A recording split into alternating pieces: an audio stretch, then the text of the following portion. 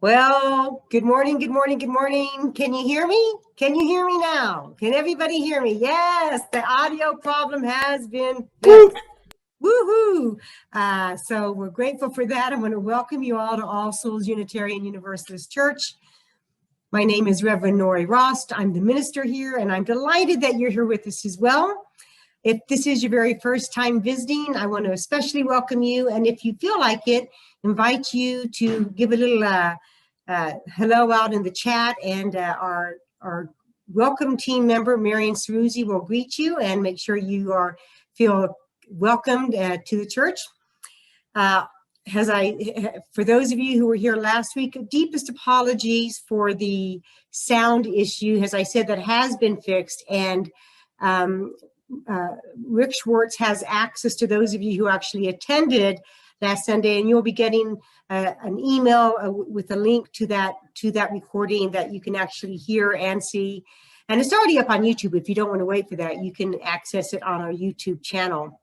Speaking of YouTube, tonight, thanks again to Rick Schwartz and Robert Havermail, all of January services will be on YouTube. So if you missed out on the New Year's Day service or Martin Luther King or anniversary or Humor Sunday, they're all up, or they will be tonight on YouTube. So you can access those. And again, thanks to Rick and Robert for that happening. I have kind of bittersweet news for next week. First of all, next week, the Easter Cantata is on. It's going to be fabulous. A Zoom. We started last year, as you may recall, the Easter Cantata was our first virtual cantata, and we're hoping that it will be our last virtual cantata. But you will want to join us on Zoom for that next week. And following that, we had planned to, we're enduring for religious exploration. Beth had rented out the Monument Valley Pavilion and was going to do all the Easter egg stuff there, hunting and games, and we were going to have a potluck following. But just like 2 days ago, Beth gets an email saying that Monument Valley Pavilion is closed for the next 2 months for construction. Why they couldn't have told her that when she rented it, we don't know. But never fear, because Beth and I have come up with a brilliant, if I do say so myself, plan B. We're going to meet at the church, not inside, but on the church grounds. The Easter egg hunt and all the activities for religious exploration will go on. The show must go on, and it will on the church grounds. And following that, we'll have our picnic or potluck. It's not really a potluck because you bring your own food and drink, but that will also be on the church grounds. So plan on being at the Zoom service and then Zooming over to the church. If that feels comfortable to you, masks will be required. But it's all going to be at the church, and it's going to be fabulous. Now, a word about the Peeps Diorama competition. I have gotten 0 registration. 0. Tamsin helpfully put up a Peeps Diorama on the Facebook page that she is not doing, but that doesn't count. So I don't know. We might not be having a Peeps Diorama competition, or if you do one, you could literally just put like 5 peeps on a piece of cardboard and you will win because nobody else is doing it. So and you connect the dots. Yeah, connect the dots. Yes. So we're still holding out hope for that, but so far nobody. Virtual dioramas are only acceptable, Rick, if you make them yourself. You can't just submit one that's online. You have to actually do it and take a picture of it. But yes, that would be acceptable. So anyways, that's for next week. Everything, the show is going on, Zoom cantata, then Zooming to the church for, or Zooming there earlier with your kids for religious exploration, and then the picnic at noon. So that's all that's happening there. Super exciting. Our second chance auction is still online for a couple more weeks, a few more weeks. No bidding, just greatly discounted buys for items that didn't get sold during the original auction. So if AB maybe could put up the link to that, that will be great. And go and bid off it. You regretted not bidding on those items, and now you get the second chance to bid on them. So please do that. And finally, Stacy Sloan, church member Stacy Sloan, we never see her because She is a retired registered nurse, and she's always volunteering with Doctors Without Borders. And she has another stint coming up. I think she's hoping to go to Syria. She needs someone to watch her 11-year-old deaf kitty cat. Very sweet. She's gone for 6 months.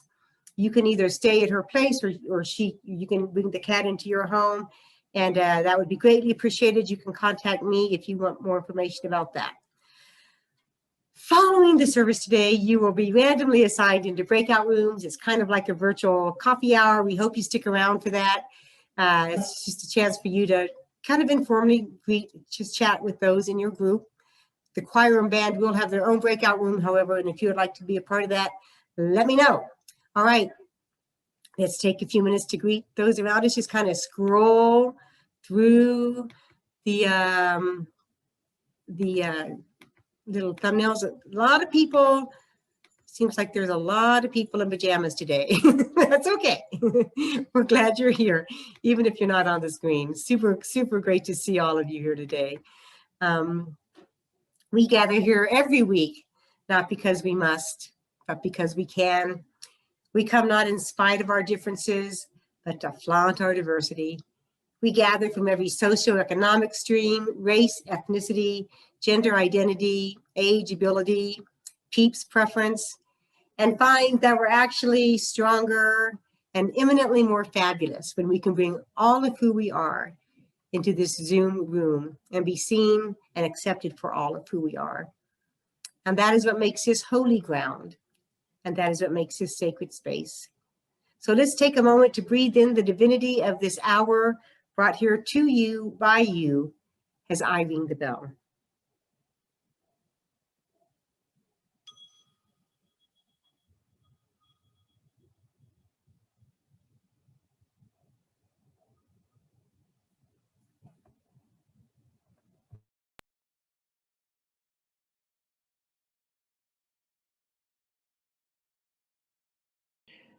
Be brave enough to name your dream, nurture it, and allow the rhythm of your breath to bring your dreams to life.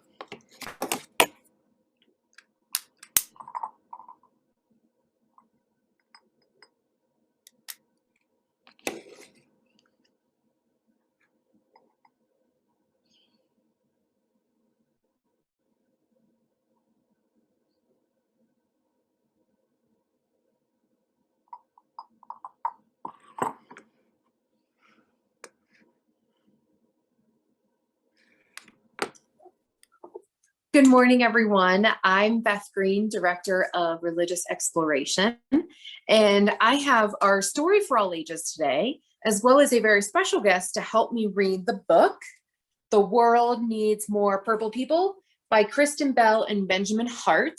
And my very special guest today is my daughter, Kellen, who is going to be helping me read. Okay. Do you want to maybe stand up and wave so they can see your whole face? There we go. Thank you. All right. There's Kellen. All right. The world needs more purple people. Ta-da! Follow my guide to become a purple person. How to be a purple person by Penny. Now, you may be asking yourself, what in the whole wide world, why would I want to be purple? Purple is a magic color when red and blue work together. I think all the best things in the world are purple. But you're probably wondering, what does that have to do with people? Wow, are you a genius? Because you're already on your way to becoming a purple person. You want to know why? Step 1, ask really great questions. My dad says purple people ask great questions. Questions about everything, even questions about questions. Hey Dad, how far away is outer space? Have you ever met a dolphin? How many dolphins live in outer space?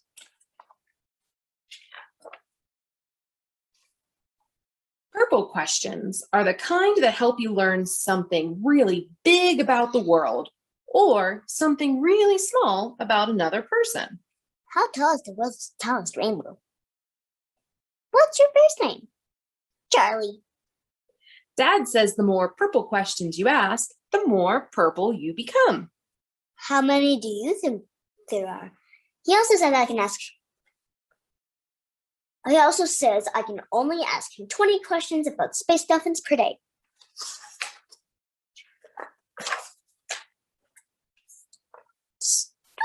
Step 2, laugh a lot.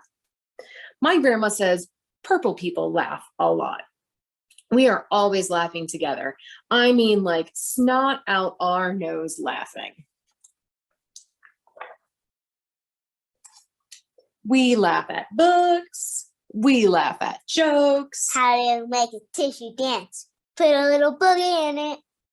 We laugh at donkey dances and hairy elephant knees. And we especially laugh at Grandpa's funny noises.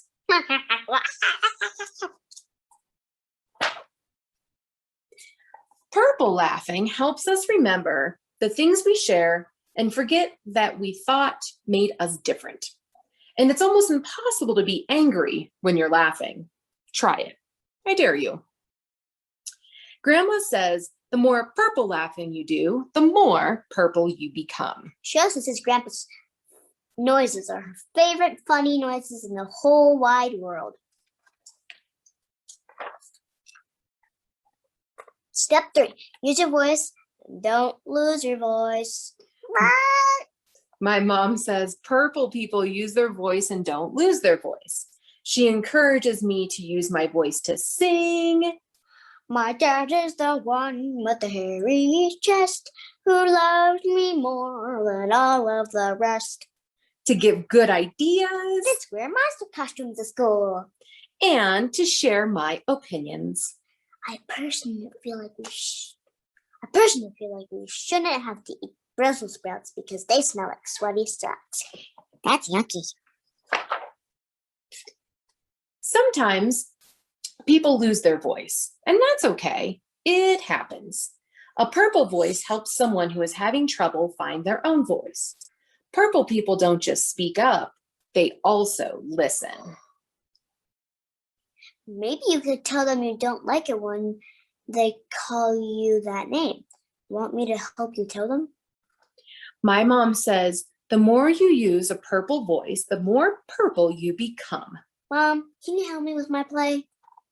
She also said she heard an opinion about my Brussels sprouts, but I still have to eat them. I'm going to work on a better argument. Step 4, work hard. Super duper hard. My grandpa says purple people know how to dig in and get stuff done. He and I like to work hard while we build things, and while we learn things, and while we grow things.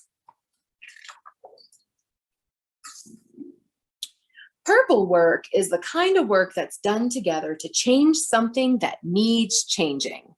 What do I want? More playgrounds. When do I want them? Now.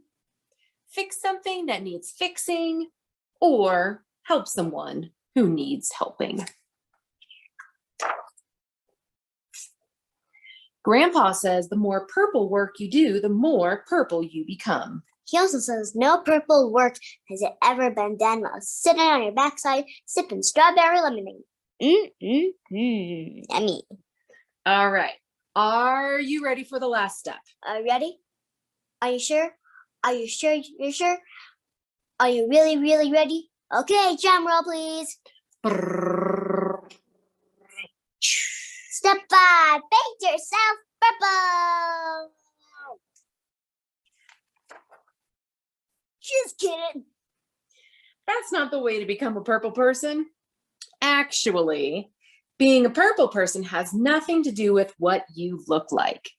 My teacher says purple people look all sorts of ways. They are big and small. Old and young. Some wear cool coats. Some wear shorts with lots of pockets. And some wear funny hats. She says purple people feel blue sometimes. And red other times. And some purple people even have green hair. Cool.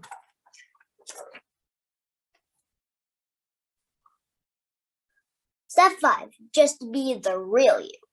Like my teacher says.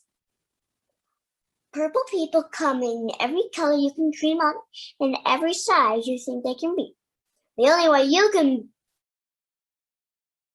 only way to be a purple is just to be you, because you're the only one we've got.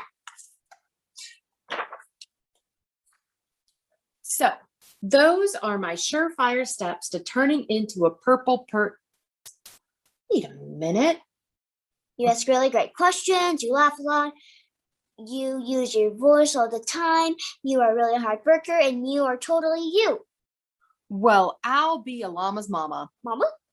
You've been beautifully purple this whole time.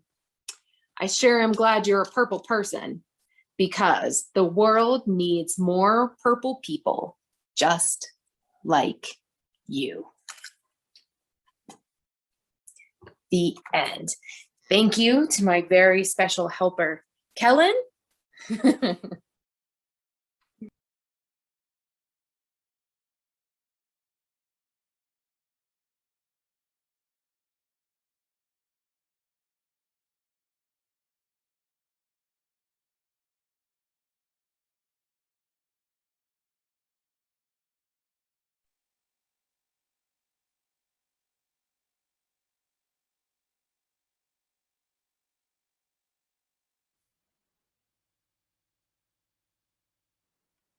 If not you, then who?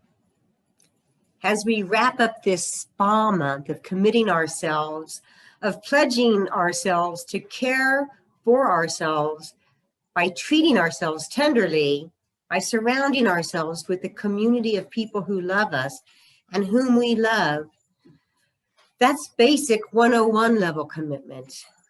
And it's important work to do. But if you really want to stretch and grow, you need to go to 201 level of commitment to self. And that is allowing yourself to live a life you love. Giving yourself permission to be your brilliant, fabulous, wonderful self. What would that look like? How can we access this?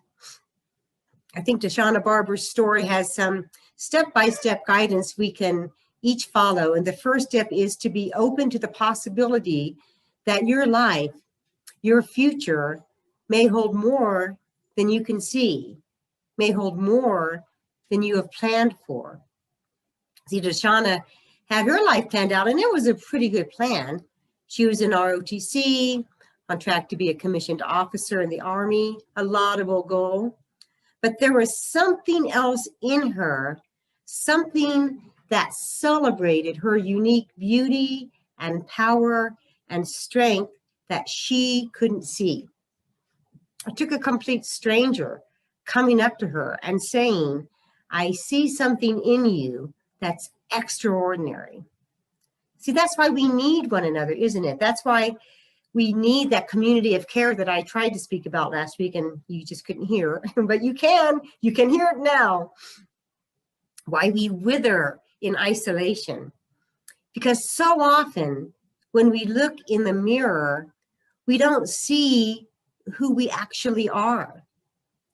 We see what some bully has called us, what someone we trusted has told us. Often when we look in the mirror, what we're actually seeing is a photo negative of ourselves, of our best selves. We see the absence of our best selves and only the negative that is visible. And it takes another, sometimes a stranger, but often someone in our community of care to remind us who we truly are. And Deshauna, age 19, working in a Target, was open to that possibility. She didn't see it herself, but she was willing to believe in another person's belief in her. That's step one. And without that step, there is no other movement. We can't just hopscotch our way over the steps we don't want to take and expect to live a life we love. We have to start with that first step. The second step is, of course, to step into the possibility you're creating. You see, at some point, the dream must become ours. Leslie didn't carry the dream for Deshauna, although she first opened Deshauna's eyes to it. Deshauna Barber began to live into the possibility of becoming Miss USA. She just didn't go around saying, that crazy white lady said I could be the next Miss USA. That felt really good. And just keep that as a feel-good moment. She stepped into the possibility of becoming Miss USA. She had to study pageants, research past winners, dress the part. It's not about wishing. It's about believing and then acting. Of course, we're all too familiar with the next step. It's more like a speed bump, and many of us stall out right here. We must be willing to fail. We must be willing to throw our entire being into the dream we have publicly, audaciously, and be willing to fail, to achieve it, fail to achieve it, and then try again and again and again. This may be the longest part of living into the life you love, but it cannot be the final part. As Deshauna said in the video, do not fear failure, but please be terrified of regret. Giving up is the birth of regret. That's a powerful statement. When we feel like we keep failing, we need to remember, as she did, to reach out to the people who believed in us in the first place. After her sixth loss, after her dad said, it's not that I don't believe in you, but maybe you should just give it up. Deshauna reached back out to Leslie, to the person who believed in her, and listened to her rather than to those who, with great intentions of really sparing her heart and spirit, told her it was time to quit. See, this is another reason why a community of care is so important, which I talked about last week, and hopefully you'll listen to tonight. I don't know. Because again, the image we see in the mirror can be distorted. Sometimes we need someone who can remind us of our power, of our potential. And if we keep on going past the 100 no's that people will tell us, there will be a yes waiting for us. This is a 201 level of commitment to self, to go beyond the vision of what is to the vision of your deepest dream. I don't know what your dream is. Maybe it's writing the great American novel. Maybe it's buying a home or a condo so you're not renting any longer. Maybe it's finding the love of your life. Maybe it's finally freeing yourself of the ghosts of the past. These are all laudable dreams. And 201 level of commitment to yourself is to go for it. Maybe you need someone to help you see your potential, as Leslie did for Deshauna. Maybe you need to tell someone what you see in them, as Leslie did for Deshauna. I don't know what it would look like for you to live the life you love or to love the life you live. I do know that unless you're willing to open yourself to the possibility of living that life, it will only remain a dream.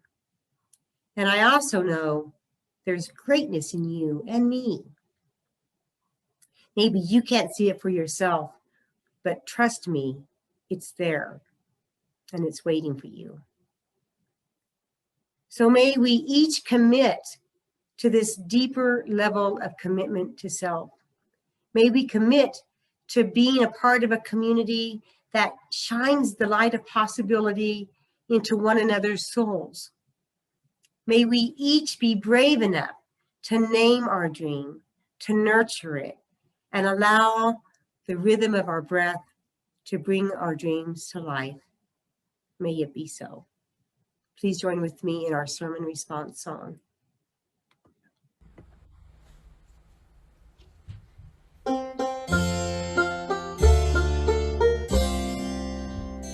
'Tis a gift to be simple, 'tis a gift to be free, 'tis a gift to come down where we ought to be. And when we find ourselves in the place just right, 'twill be in the valley of love and delight.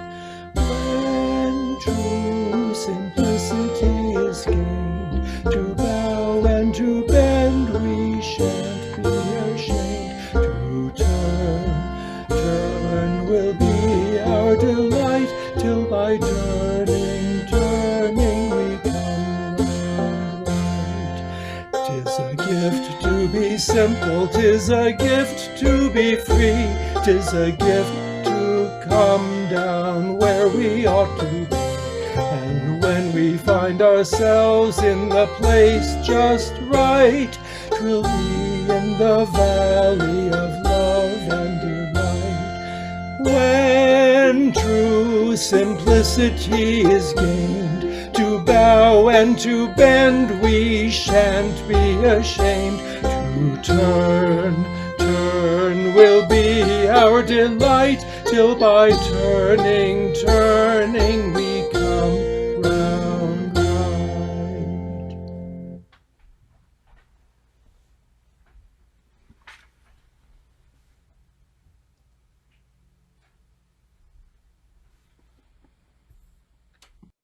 Our offertory reading today is by our own Reverend Dr. Nori Rost. Even as the farmer, with faith, buries the seeds in the ground, knowing her efforts will produce a bountiful harvest of new life and bring beauty and nourishment, so we too now, in faith, give of our own resources, knowing that as we do, it will produce a bountiful harvest of new life and bring justice and meaning to our community. The offering will now be joyfully given and gratefully received.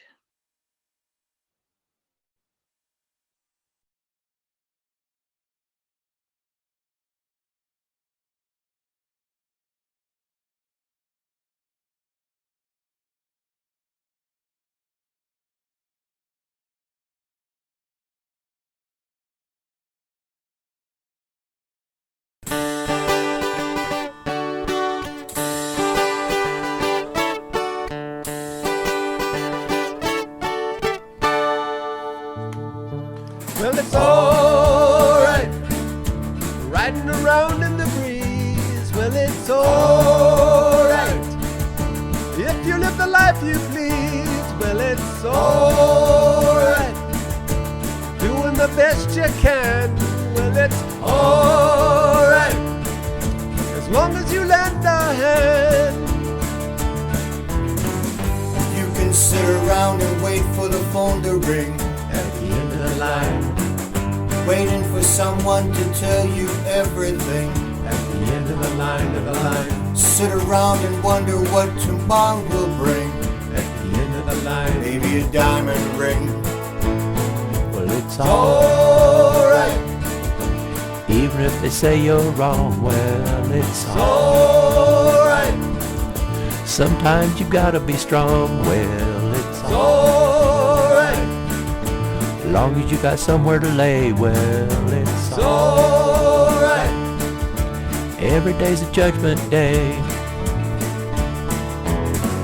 Maybe somewhere down the road a ways, at the end of the line, you'll think of me and wonder where I am these days. at the end of the line, Maybe somewhere down the road where somebody plays at the end of the line. purple haze. Well, it's alright, even when push comes to shove. Well, it's alright, if you got someone to love. Well, it's alright, everything will work out fine. Well, it's alright, we're going to the end of the line. Don't have to be ashamed of the car I drive. At the end of the line, I'm just glad to be here, happy to be alive. at the end of the line, And it don't matter if you're by my side. at the end of the line, I'm satisfied. Well, that's alright, even if you're old and gray. Well, it's alright, you still got something to say. Well, it's alright, Remember to live and let live. Well, it's it's alright. The best you can do is forgive. Well, it's alright, riding around in the breeze. Well, it's alright, if you live the life you please. Well, it's alright, even if the sun don't shine. Well, it's alright, we're going to the end of the line.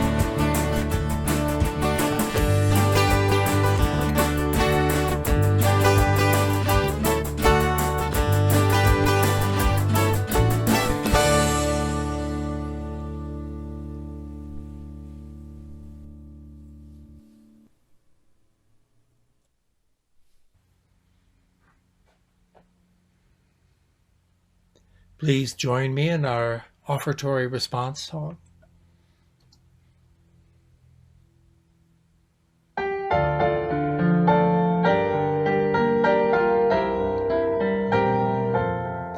From you I receive, to you I give. Together we share, and from this we live.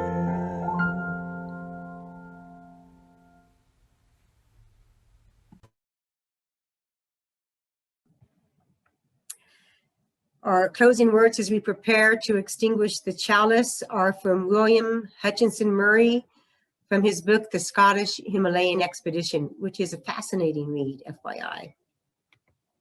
Until one is committed, there is hesitancy, the chance to draw back. Concerning all acts of initiative and creation, there is one elementary truth, the ignorance of which kills countless ideas and splendid plans. That the moment one definitely commits oneself, then providence moves too. All sorts of things occur to help one that would never otherwise have occurred. A whole stream of events issues from the decision, raising in one's favor all manner of unforeseen incidents and meetings and material assistance, which no one could have dreamed would have come their way. Whatever you can do or dream you can do, begin it. Whatever you can do or dream you can do, begin it. Boldness has genius, power, and magic in it. Begin now. Please join with me in our Extinguishing the Chalice song.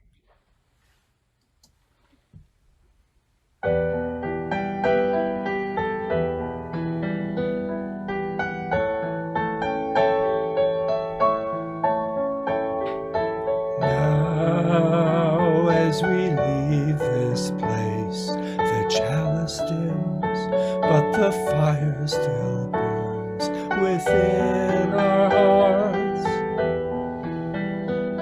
Beyond these doors, now as we leave this place, memories of each and every face carry us into the world, and we will return, for now we know that something greater than any of us alone is part of us as we leave this place.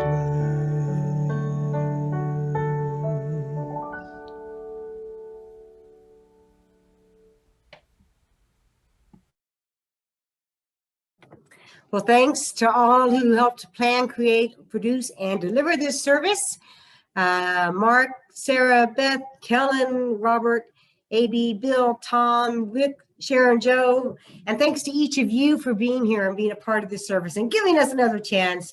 Remember, next week is up. Last week is up on YouTube. Next week is Easter Cantata. In just a few minutes, we will join our breakout rooms. But first, let's enjoy the postlude that Sharon has chosen.